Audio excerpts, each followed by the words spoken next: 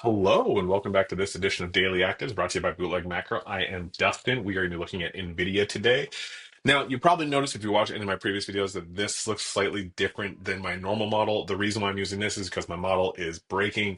Looks like there's some sort of issue with the data coming in from Google. This is why I've always said you want to build your own stuff.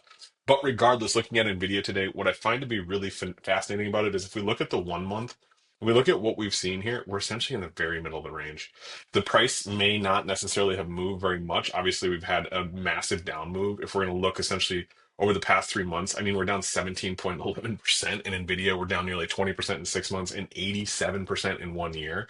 Now, obviously, that's going to be more indicative of what we're looking at based on the change in terms of the price. The one problem I will say about this is that the data does not have backwardation to be able to adjust what the prices were, even if you have a reverse stock split or a like, 2-for-1 merge or whatever.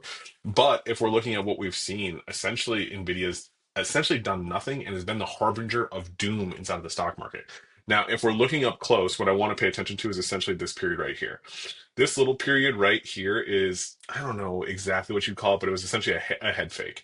This is the middle of February. You can see that we were getting some bullish signals and then it essentially fell off a cliff.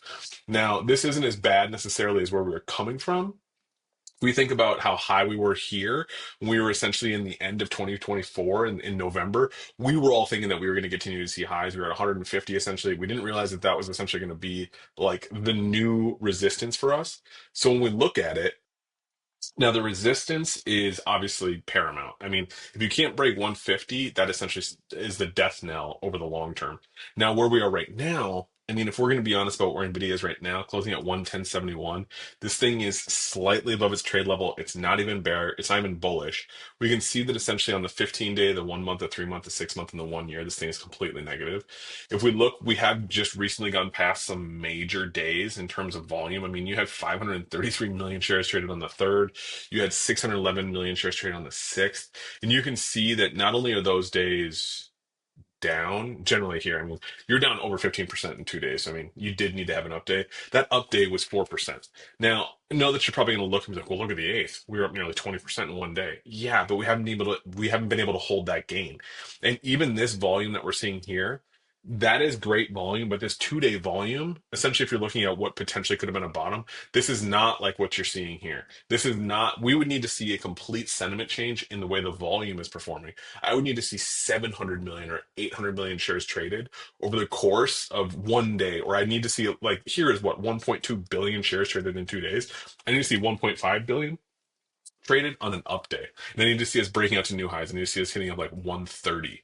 Because right now, the trade range is falling. That is not positive. If we look at where the bottom of the range is, it might be basing out, but it's essentially lower than where it's been.